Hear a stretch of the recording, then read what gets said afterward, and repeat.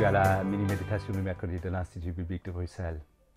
Quelle drôle de circonstance que celle que nous vivons actuellement. Il n'est pas facile de réagir au développement qui se déroule rapidement et de façon imprévisible.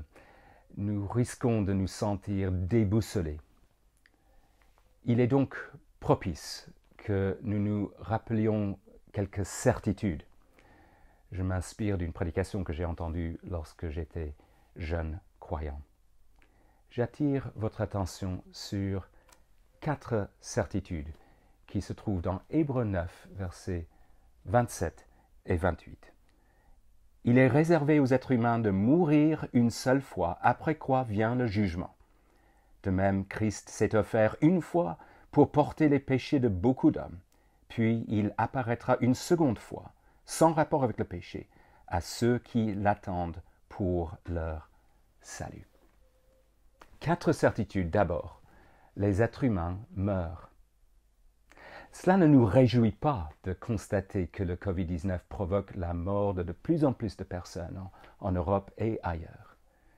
Mais durant cette période de crise, la mort nous crève les yeux et nous pouvons tourner cela à notre avantage. Cela nous permet d'être réalistes, de faire face à cette certitude. Deuxièmement, les êtres humains seront jugés par la suite.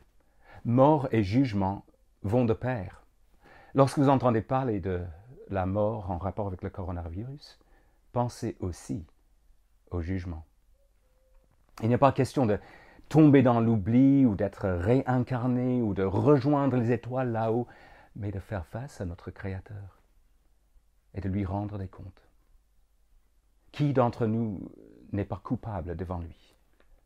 Le chapitre suivant nous avertit, c'est une chose terrible de tomber entre les mains du Dieu vivant. Mais, troisième certitude, Jésus-Christ s'est substitué à de nombreux êtres humains. Il a porté les péchés de beaucoup de personnes, lisons-nous. C'est-à-dire, il a endosser les conséquences des fautes commises par d'autres personnes. Est-ce que vous faites partie de ce groupe de personnes pardonnées par Dieu? C'est le cas si vous avez décidé de tourner le dos à tout ce qui déplaît à Dieu, de changer de direction pour votre vie. Avez-vous placé votre confiance en Jésus-Christ, lui qui s'est alors substitué à vous? Vous n'auriez alors rien à craindre au moment du jugement, car Jésus a assumé le jugement à votre place. Et quatrième certitude, Jésus-Christ reviendra pour le salut de ces êtres humains. Nous nous trouverons dans ce que ce livre appelle le repos, une patrie céleste, un royaume inébranlable. Là, il n'y aura plus de virus néfaste, plus de larmes, plus de morts. 4 certitudes qui constituent autant de points d'ancrage alors que nous sommes face à des circonstances qui évoluent vite. La mort, le jugement, la substitution, le retour.